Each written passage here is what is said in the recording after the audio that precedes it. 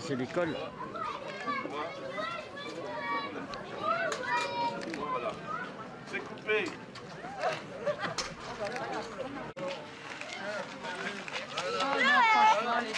Ah, ben voilà. Capitaine, allez au chaud.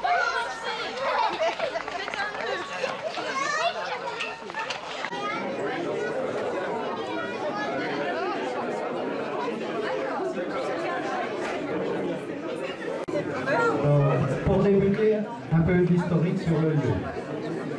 Ici, nous nous trouvons dans l'ancienne petite école de Basset.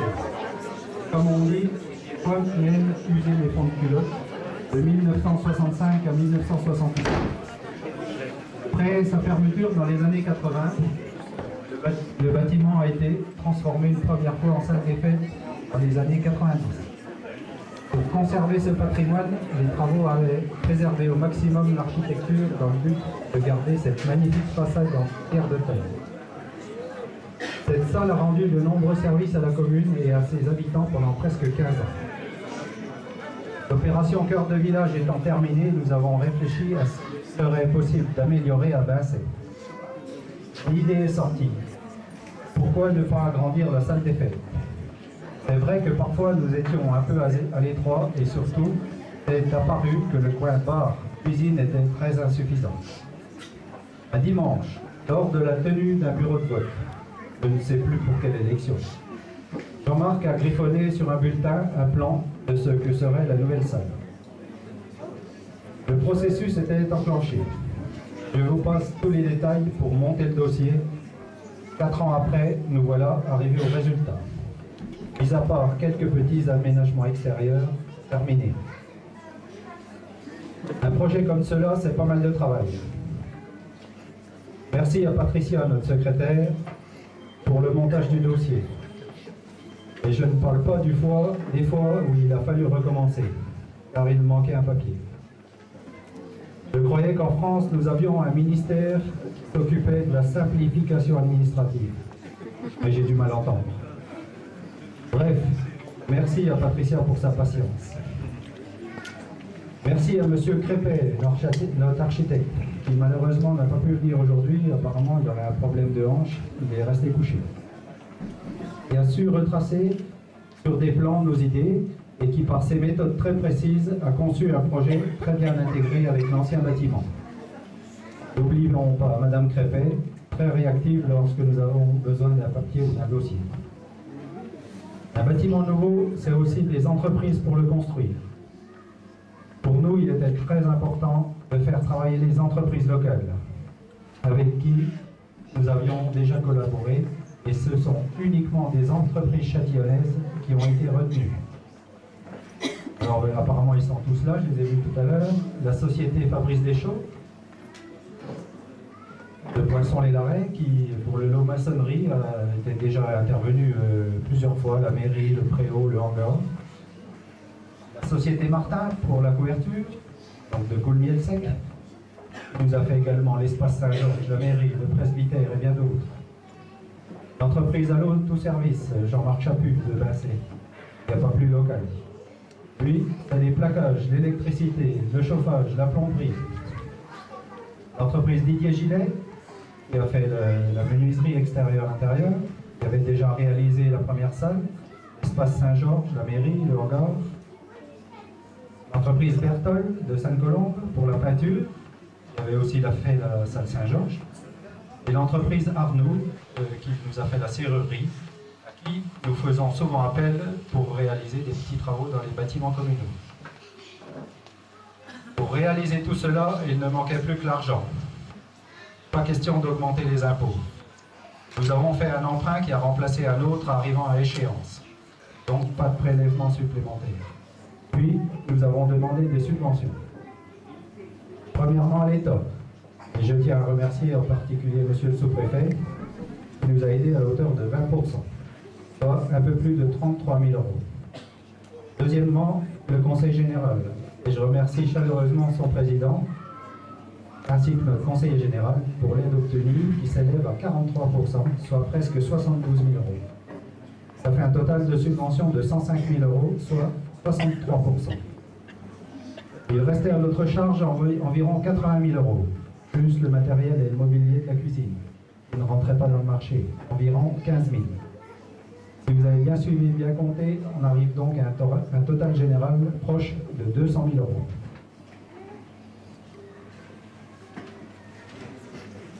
Le résultat.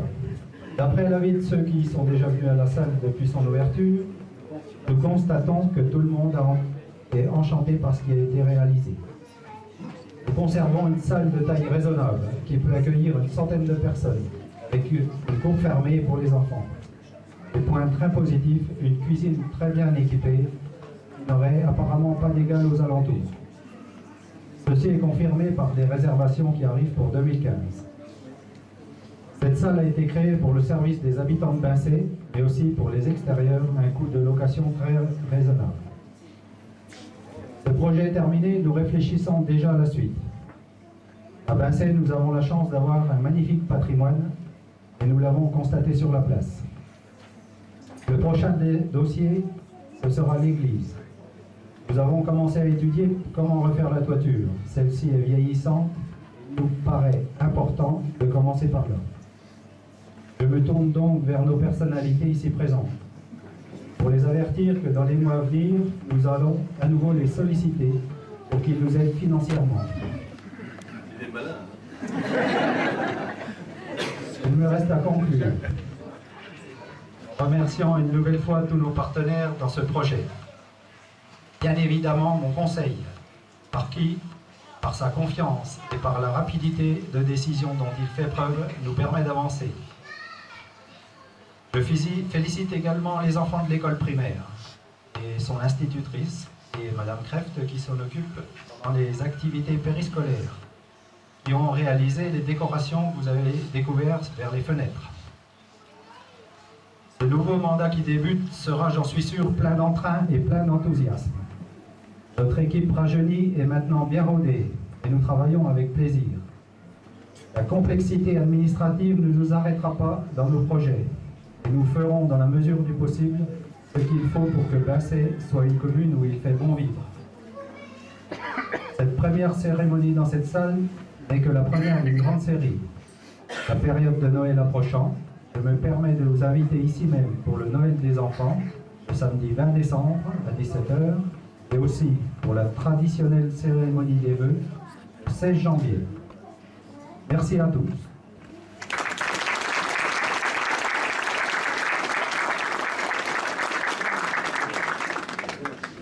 Je vais passer la parole au conseiller général du maire de Château. Très bien, merci Monsieur le maire, et bien sûr je prends la parole ici à Bincé avec beaucoup de plaisir pour saluer François Sauvadet, député de notre circonscription et président du Conseil général, la représentante du sénateur Houpert, et puis bien sûr le conseil municipal, et puis vous tous ici présents, qui représentaient quelquefois les administrations, l'ONF, on a vu le père Oudard, les gendarmes, les pompiers, la population de Bincé et même au-delà.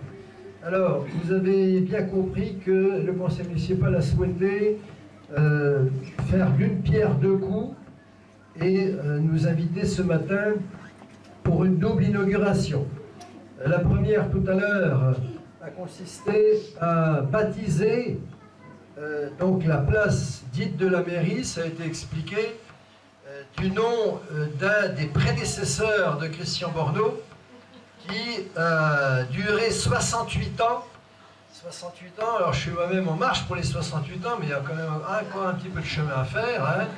Alors, je ne sais pas si j'y arriverai, toujours est-il que 68 ans, ça fait quand même beaucoup.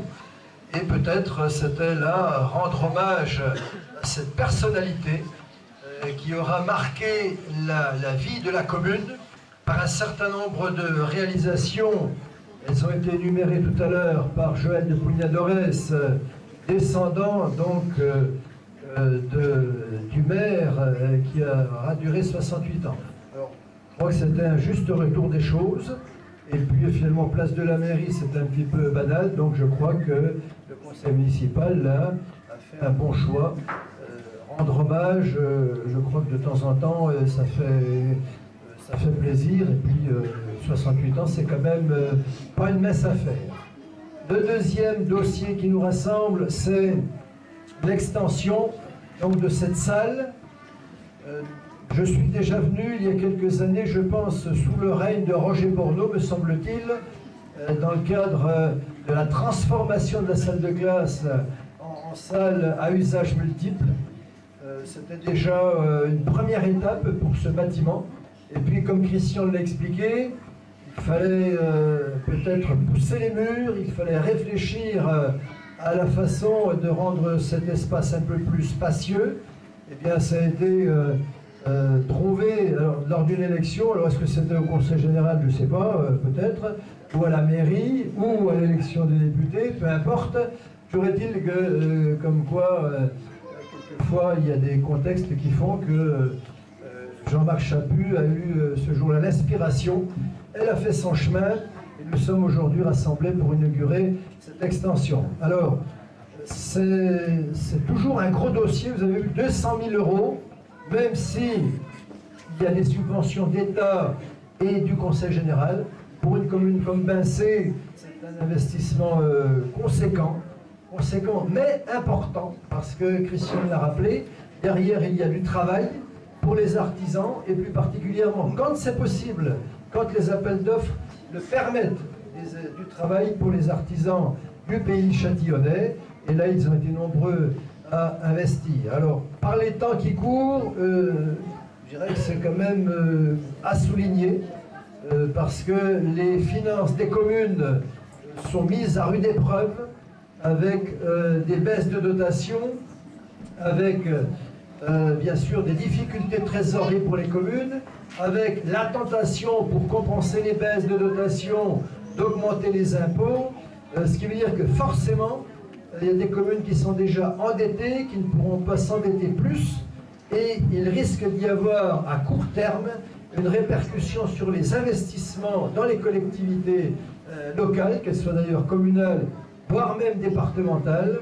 Et bien sûr, tout ceci aura un effet négatif sur l'artisanat, sur l'emploi, je serais tenté de dire malheureusement.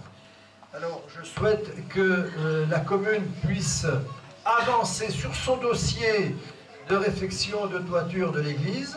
Là aussi, je pense qu'il va y avoir une grosse enveloppe à mobiliser. Eh bien, le maire nous l'a dit, il va essayer d'avancer sur ce dossier sans bouger les impôts. Je souhaite qu'il puisse y parvenir, qu'il sache que le Conseil général, et je parle sous couvert bien sûr de François Sauvadet, sera toujours aux côtés des communes. Je pense qu'il va nous le confirmer et nous l'expliquer. C'est une de nos priorités. Et je pense que Bincé, bien sûr, ne sera pas oublié. Alors bien sûr, ces inaugurations, c'est toujours un temps fort pour une commune comme Bincé, parce que 200 000 € ici, 50 000 € là-bas, des travaux de voirie prévus de façon assez importante. Eh bien, nous sommes aujourd'hui rassemblés, la commune est bien représentée, il y a beaucoup d'habitants. C'est un moment de convivialité, de rassemblement. Ça permet de se retrouver, même si on va avoir l'occasion, entre autres pour les vœux très prochainement, de se retrouver.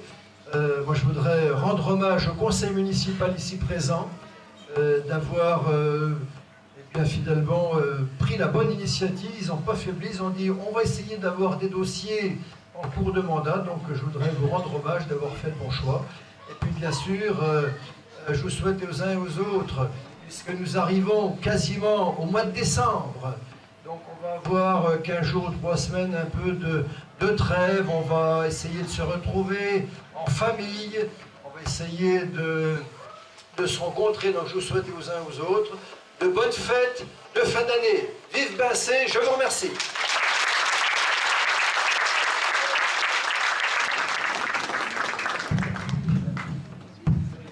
J'en déduis que c'est pour moi. Alors, ici,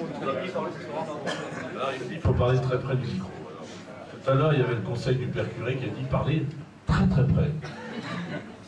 Pour vous faire un prêche, d'abord, je voudrais remercier monsieur le maire de son invitation, vous saluer tous, saluer Hubert, saluer cher ami, et puis je tenais absolument à être là parce que c'est un moment très important pour la commune.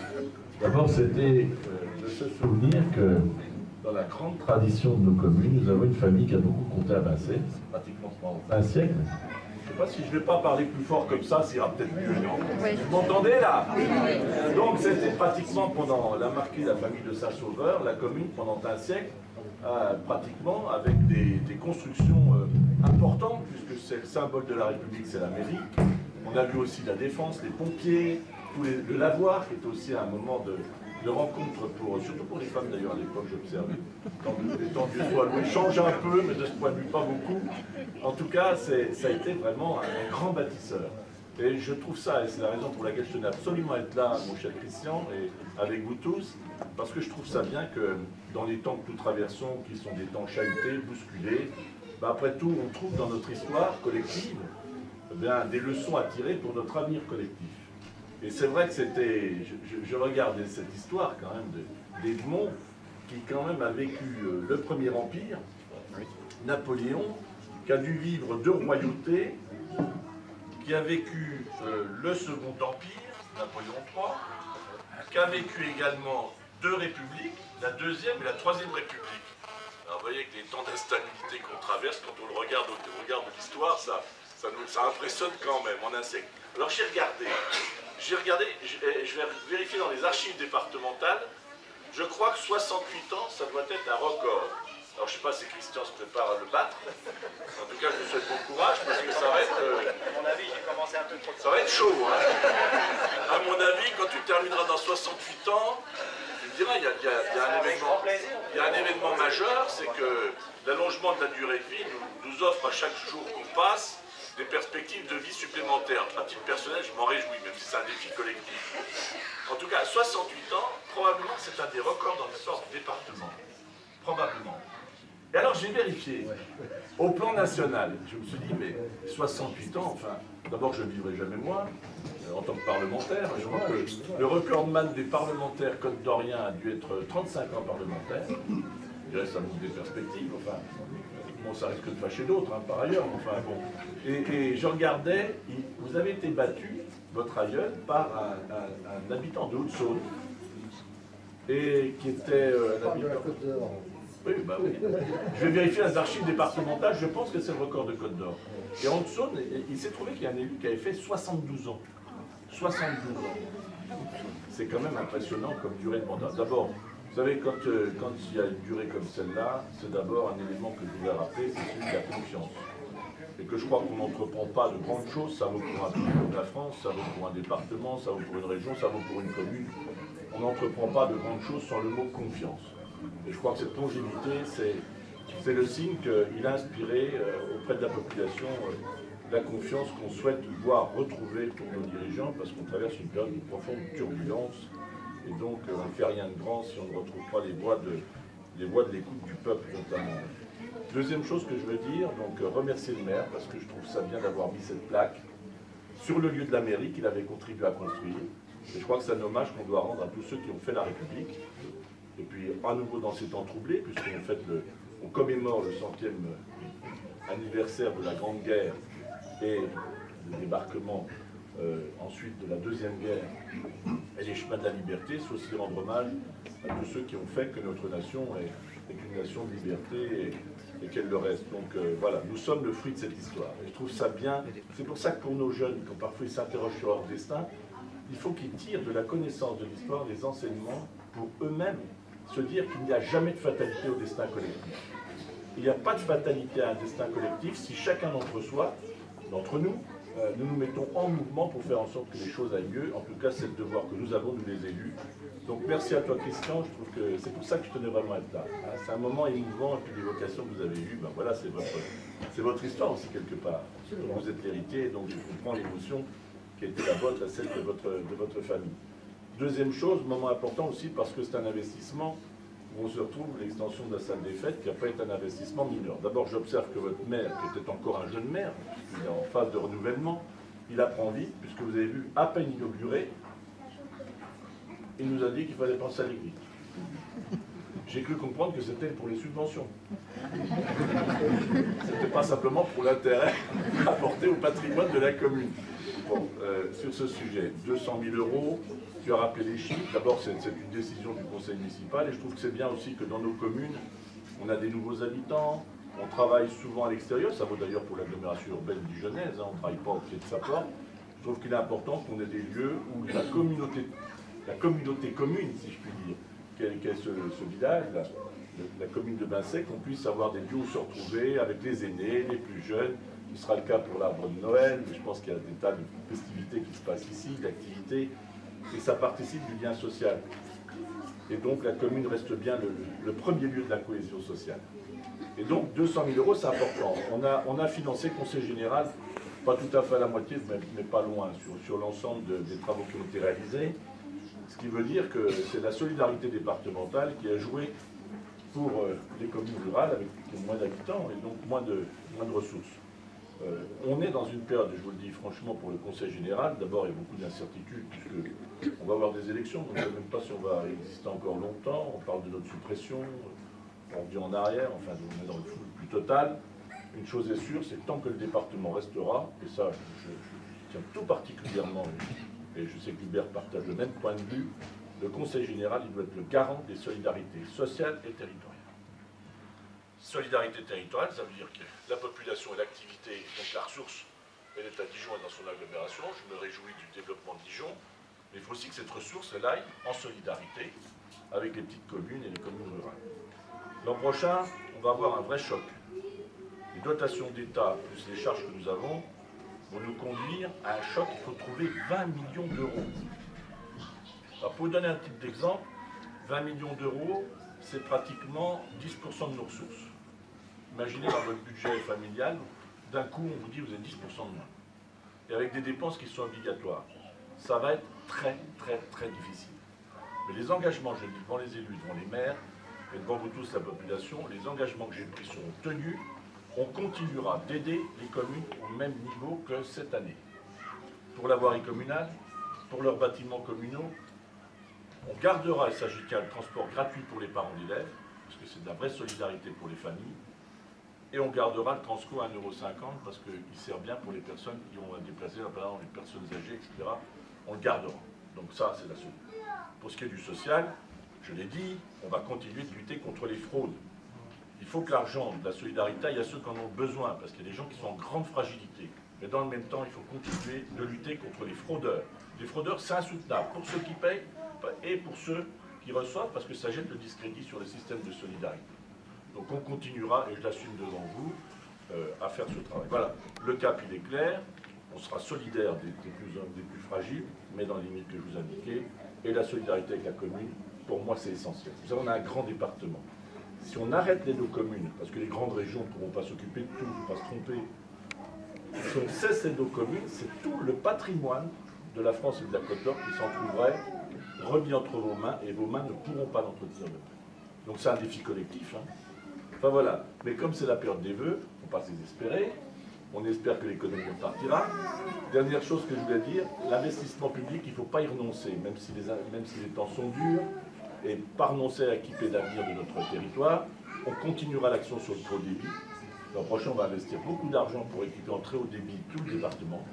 Ça, c'est un des enjeux décisifs pour l'avenir, pour la médecine, pour la surveillance des personnes âgées à domicile, pour leur permettre de rester chez elles, pour l'éducation de nos enfants, pour la transmission des données. Bref, c'est un enjeu majeur, parce que ça dessus il ne faut pas désarmer. Voilà, je vous ai dit beaucoup de choses, je tenais à le faire, et puis vraiment, vous savez, dans la vie publique, c'est pas commode, il y a beaucoup d'attentes de nos compatriotes, c'est légitime. En même temps, il y a des moments comme ça, on est heureux de les partager. Parce que ça redonne espoir de vous voir là, autour de notre passé, pour préparer l'avenir. Que vous êtes en train de faire, on vous aidera pour l'Église. Voilà. Merci à tous.